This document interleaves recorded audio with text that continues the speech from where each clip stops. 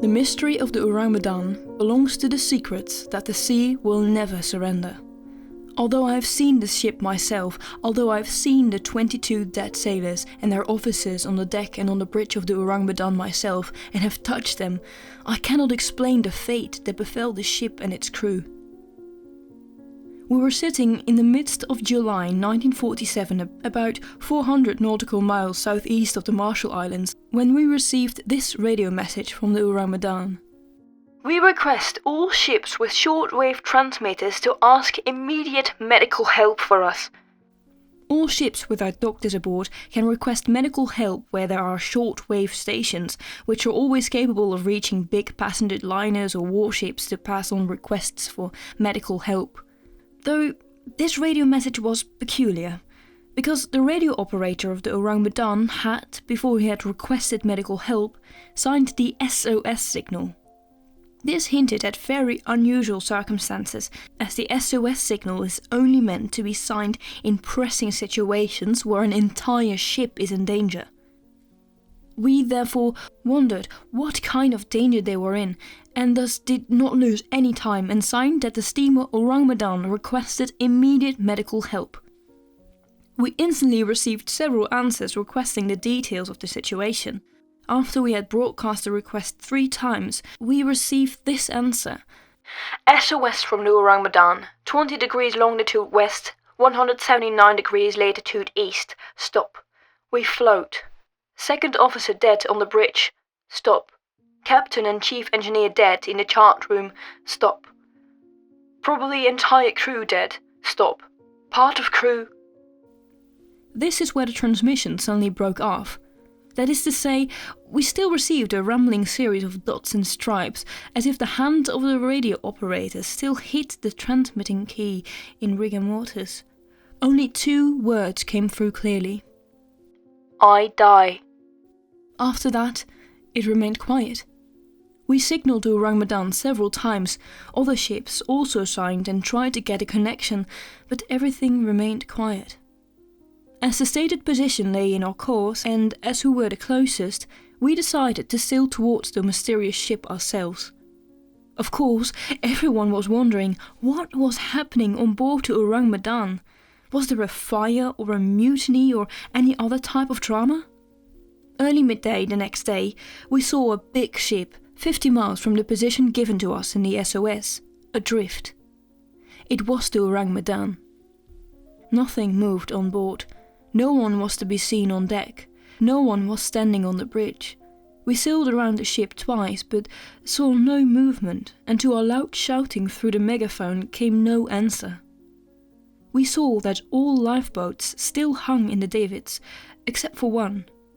But the entire crew could not have left the ship in just that. Eventually, our own captain decided to take a look himself. The sea was smooth and calm, the weather was nice, and 10 minutes later we lay at the silent ship's starboard. The captain, the chief officer, the radio operator, 2 sailors and I climbed up via the ropes of the davits that were still hanging down. Scarcely had we set foot on board the Ourang Medan when we froze in fear. There were bodies lying everywhere. There was also a dead dog, and the most terrible was the twisted position of the dead, their faces all expressing an abhorrent fear, mouth and eyes wide open, as if they had died out of terror. Our captain established by looking at several corpses that bloodstains or signs of violence were not present, and ordered for several of the dead men to be undressed. This happened, and again it was evident that their bodies showed no signs of any form of violence, but also not of strangulation or suffocation. We went on the bridge and found the dead body of the second officer. His corpse also showed no wounds or any sign of injury, but his wide open mouth and eyes frozen in terror testified to a nameless fear. That was it, the last, innermost, unspeakable horror that those faces spoke of. In the radio shack, we found a poor boy whose signals had brought us here, lying twisted upon the ground. He still wore the headset on his head, the wires moving slowly with the gradual movement of the ship. We looked at him. His fingers, balled into a fist, could have unveiled this riddle to us. What had happened? What horror had killed these 22 people on board? What ended their lives without spilling a single drop of blood? What killed these men, those of the kind that would fight hard for their lives? What had they witnessed that their expressions showed such deep terror? Our captain insisted that we visited the cabins of the captain and the officers, but just as we were entering the small hall to the officer cabins, there sounded a loud yelling from our own ship, which had remained next to the Ourang Medan. "All men off board! Fire in hold 4!" yelled a second officer through the megaphone. We hurried away and slid down the ropes to our boat, which was only several meters away when an explosion sounded and flames arose from hold 4. When we arrived back on board, the captain ordered us to steam ahead several miles and stay on a safe distance from the Ourang Medan. 3 more explosions followed, and soon the Ourang Medan was one ball of fire. We had been on a floating volcano just as it was about to erupt. Meanwhile, night had fallen. But no one was going to their cabin. Everyone was standing at the railing and staring at the burning enigma. Before our eyes, we witnessed the end of a mysterious tragedy of the sea. When dawn broke, the fire had burned out. Everything was over now. The Ourang Medan was but a burned-out scrap of old iron. Then the ship sank. It took its secrets with it. The Pacific Ocean is some 1,000 meters deep at that point. The riddles of the Ourang Medan have not been solved. But where are the men who had left the ship on that one lifeboat? Did they reach any beach, any coast? Are they still alive, and will they ever speak?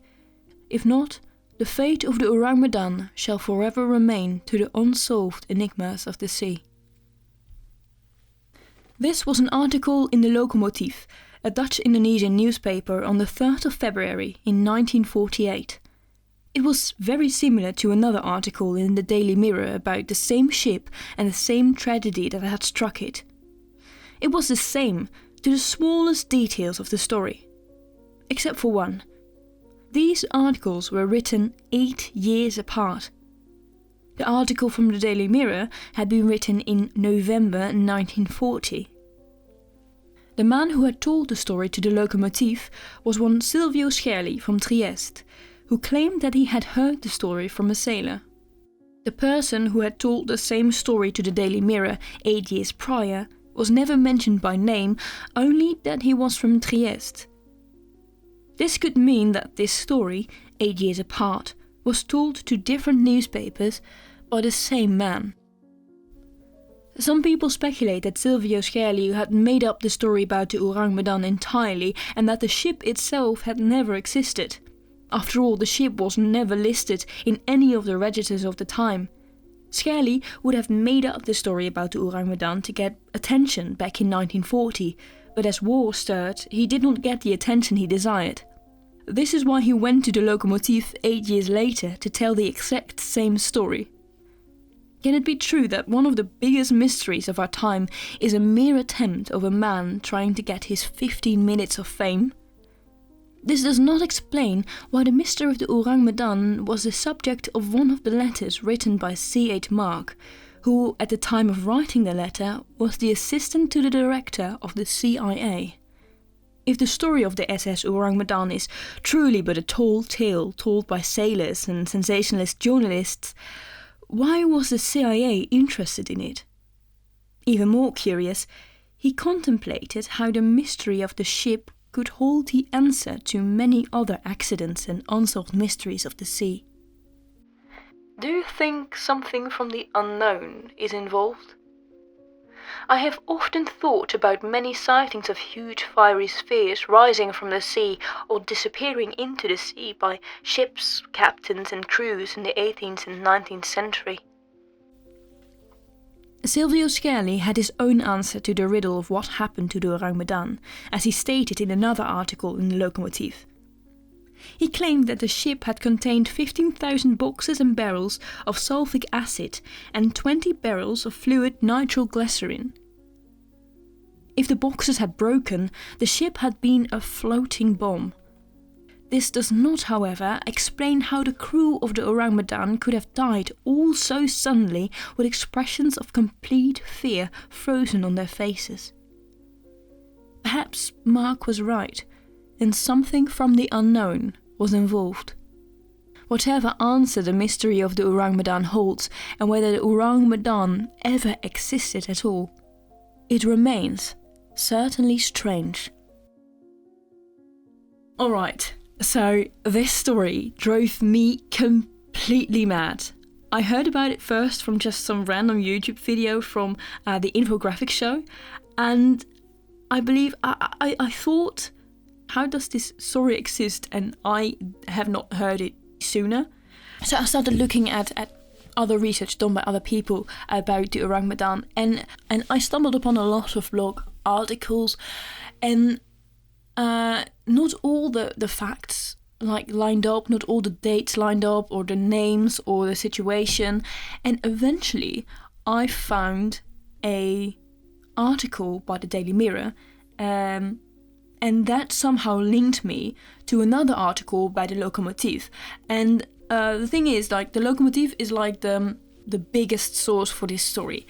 It tells the entire story as if it was written in a book. I have to admit, it does read a bit like a fiction book, like an adventure book.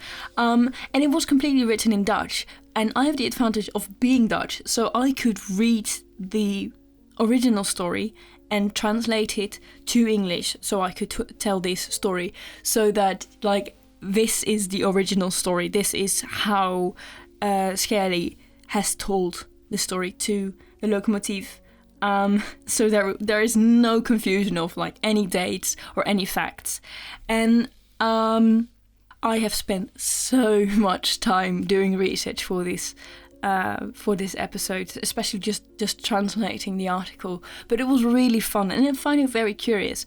And the thing that I like about this story, I'm not very certain whether it is real or not. But I do just like the story because it could be real. That's it. It's not entirely out there. It's not like there are aliens, or there was magic, or there were demons or ghosts. It is just, there was a ship, everyone on board the ship was dead, and the ship went down, so there isn't any proof of it. But yeah, I can honestly not say whether it is true or not. And actually, I don't really mind, because it's just a really good story. It is just a really good story. But I'd love to hear your opinions about it. You can always contact me or message me. I'd love to hear your opinion on social media. Both the website and the social media are Dr. Nemo's Cabinet of Curiosities. And thank you for listening to this episode of Certainly Strange, a podcast about the unexplainable. Everything about the podcast and my other projects can be found on the website drnemoscabinetofcuriosities.com. There you can also find a transcript of the episode and the sources that I used in my research, and thereby this also including the article in its original Dutch and translated to English. And once again, thanks for listening.